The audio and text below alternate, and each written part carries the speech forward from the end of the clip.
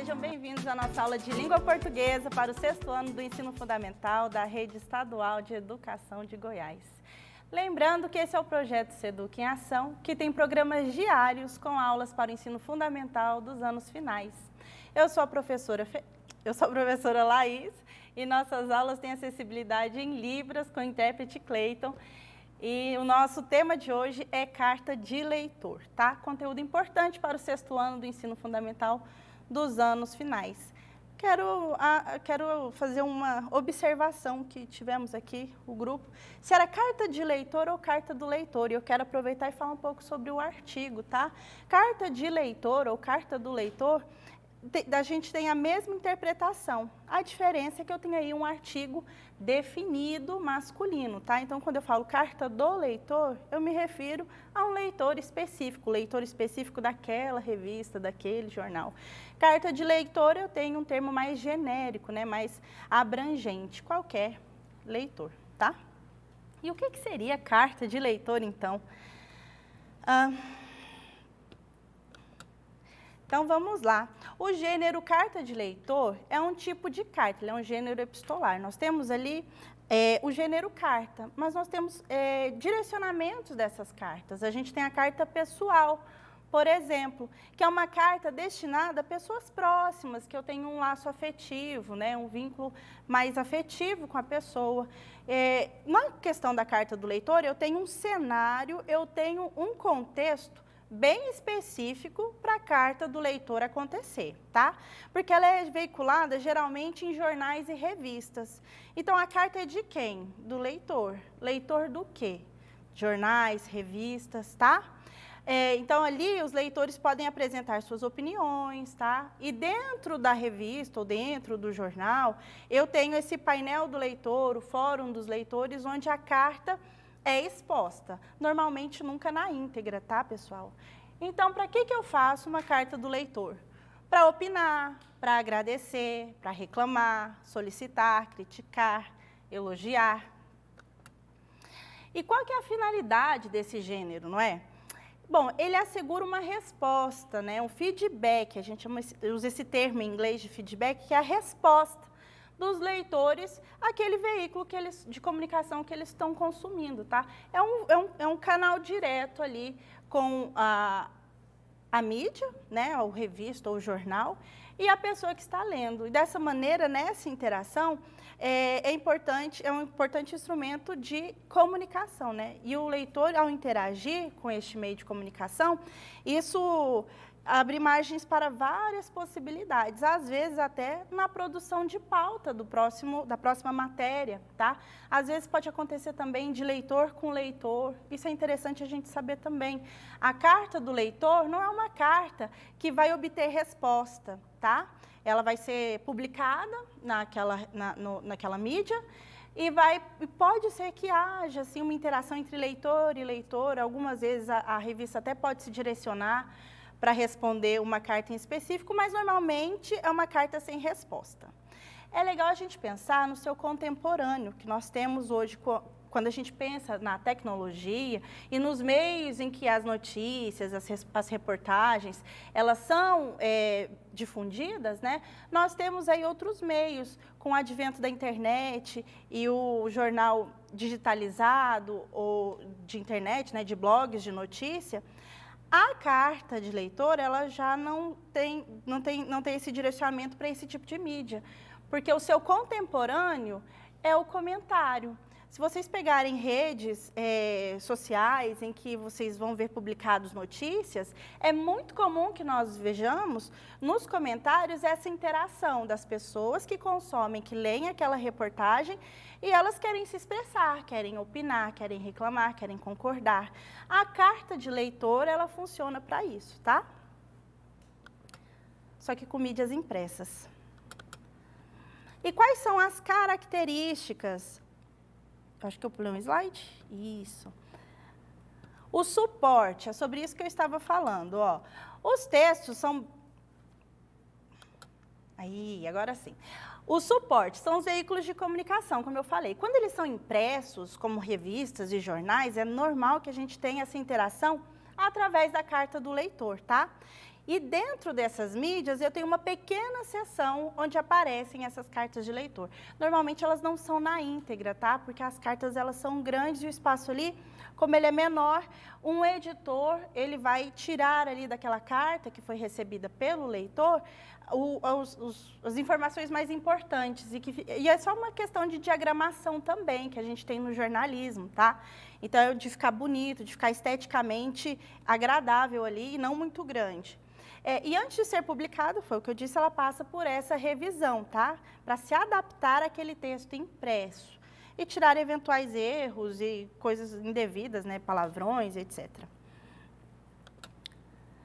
E quais são as características da carta de leitor? Bom, é um texto breve e é escrito em primeira pessoa, tá? Então, ele é subjetivo. Lógico, se eu vou dar minha opinião, se eu vou expressar o que eu penso a respeito, eu uso primeira pessoa. Estou falando sobre mim, sobre o meu posicionamento.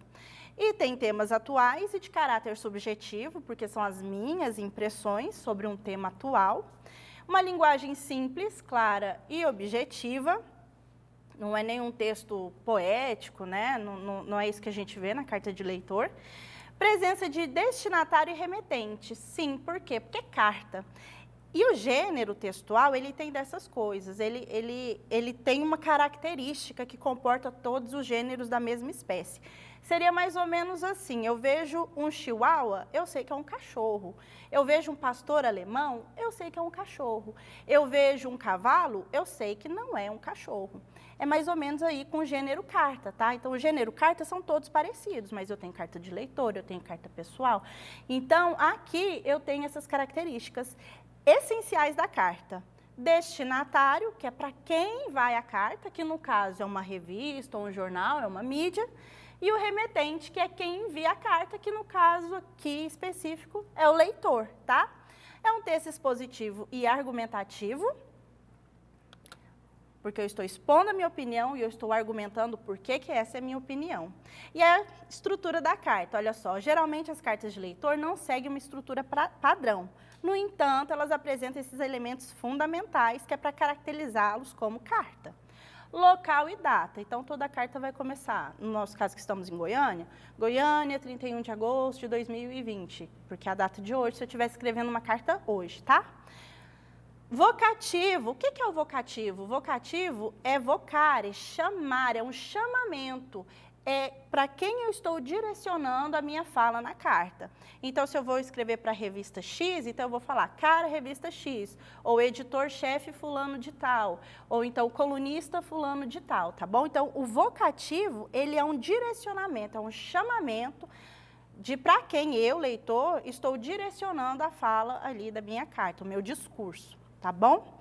E ele aparece logo no cabeçalho e depois do vocativo a gente sempre tem vírgula. Vocês estão aí familiarizados com vírgula, acabaram de assistir a aula de matemática? Pois aqui também, ó, a vírgula depois do vocativo, ela é essencial, não pode faltar nunca, tá bom?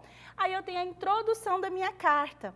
Eu vou pular uma linha depois do vocativo, vou fazer o meu parágrafo e eu já vou colocar, já vou apresentar logo de cara, tá bom? Um pequeno trecho que já vai abordar o que eu quero apresentar e o que eu quero explorar, o que eu quero mostrar na minha carta.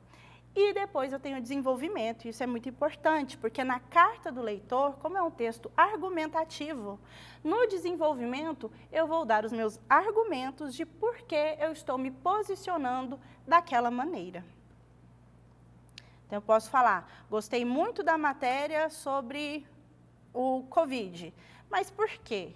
Tá? Porque eu me informei mais, fiquei sabendo mais. Então, no desenvolvimento, eu tenho a argumentação que sustenta o meu ponto de vista. Aí eu tenho a conclusão, que é o arremate. Eu estou arrematando todas as minhas ideias, tá? E incluo aqui uma sugestão, normalmente. Olha, eu gostei muito dessa matéria, vocês podiam falar um pouco mais sobre isso. Deixo ali uma sugestão, tá bom? E logo a despedida, que representa uma saudação lá no final, né, do leitor, atenciosamente, cordialmente, tá? Se fosse uma carta pessoal, eu poderia colocar com um abraço, um beijo.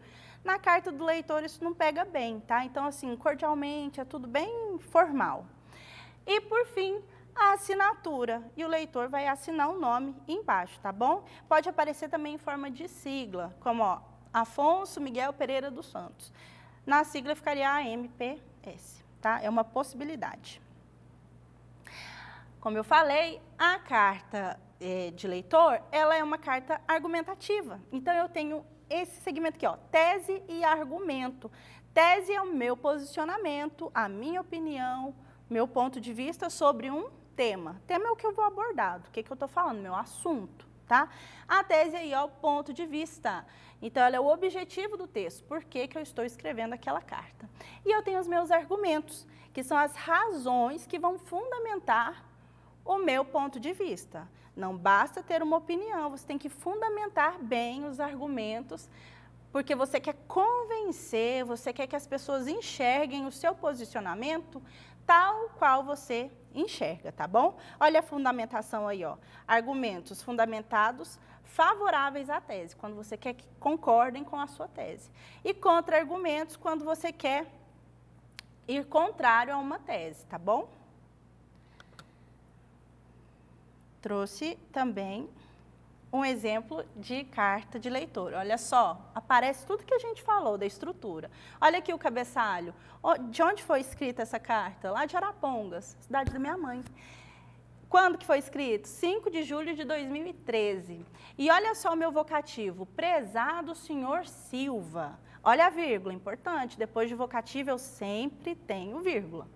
Como leitor assíduo da revista Saúde, em primeiro lugar, venho agradecer o benefício que os artigos publicados vêm proporcionando à minha família.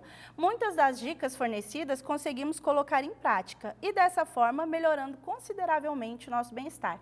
Olha só a tese, olha o posicionamento dele. Ele está criticando? Não, ele está favorável. No último número da revista, lemos uma matéria sobre os perigos que o excesso de sal na alimentação pode provocar à nossa saúde.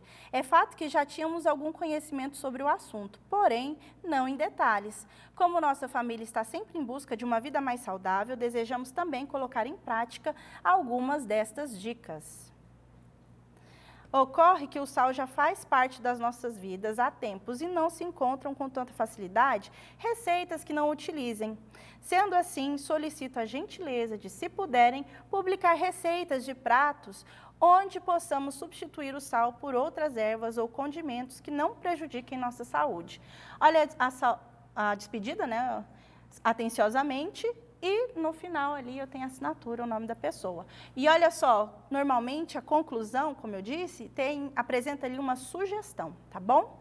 E cuidado com os comentários debaixo de publicações na internet. Não sejam maldosos, nem odientos, nem haters, tá bom? E é isso, pessoal. Muito obrigada. Fiquem ligados amanhã, porque teremos aulas para os alunos do 7º ano do Ensino Fundamental de História e Geografia. Lembrando que o Seduc em Ação é transmitido também pela RBC 90.1 e pela Rádio Brasil Central AM 1200. Forte abraço e até a próxima aula!